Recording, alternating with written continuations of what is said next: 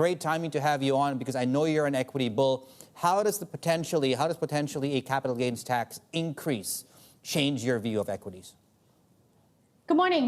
So the capital gains tax announcement yesterday, to be fair, was fairly in line with expectations in the sense that we know that President Biden is going to need to increase tax rates to fund his infrastructure plan. There's still a lot of uncertainty in terms of what tax rate it actually ends up with. It needs to go through rounds of approvals in the Senate, and given the razor-thin majority that the Democrats actually have, there's a high likelihood you may end up with a lower tax rate than what was announced to the markets last night. So, from our perspective, we don't think it derails the equity market recovery.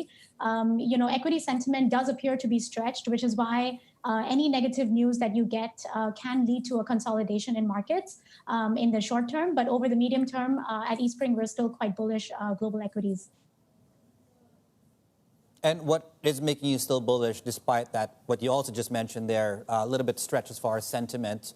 I'd even go as far as saying even valuations are concerned.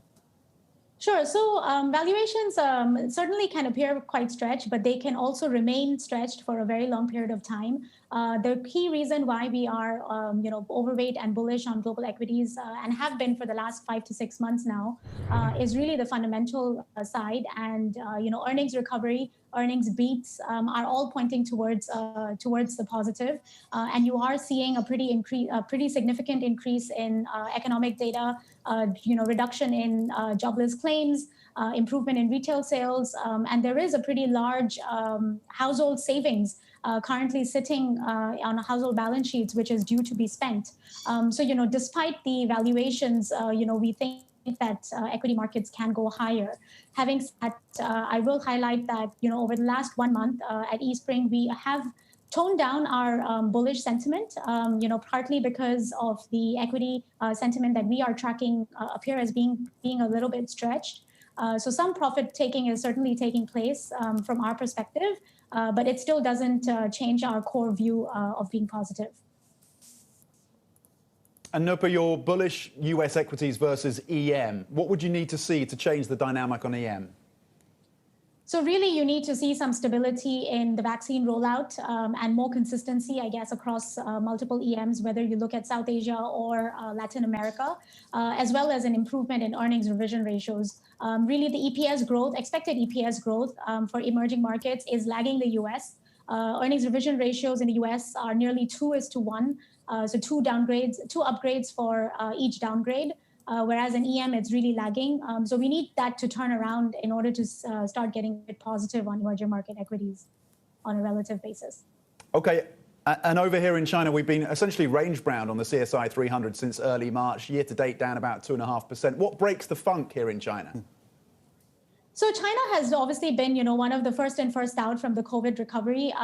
The market is a little on the edge about what the policymakers are expecting to do over the course of 2021 in terms of how much tightening and how much stimulus they want to pull back. And that gauge is just not making China an attractive situation, an attractive market from a relative perspective. From an absolute perspective, of course, the tide lifts all boats kind of thing. So you will see, even Chinese equity markets rally from an absolute perspective. But relatively speaking, there are other better value plays, even in the emerging market space. Okay. Not so obvious risks. What's the blind spot right now for markets? I would say probably the reinfection or the chances of reinfections and the vaccine efficacy not being as high as has been estimated in clinical trials. At the end of the day, these are things which have been rolled out pretty quickly in the science world for the last 12 months. We still don't know whether or not the efficacy rates indeed are as they track to be.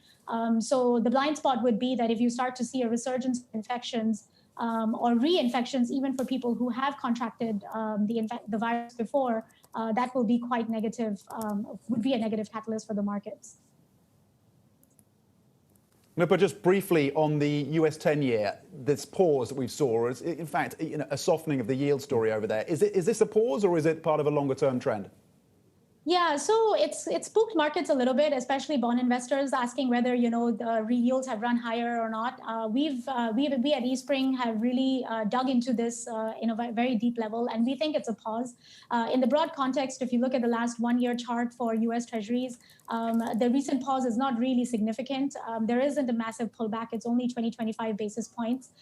So with economic recovery continuing, with policymakers, extremely, or at least with the Federal Reserve, extremely clear that they are unlikely to remove the QE or to increase short-term rates, you are likely to see long-end yields go higher as people reprice inflation expectations.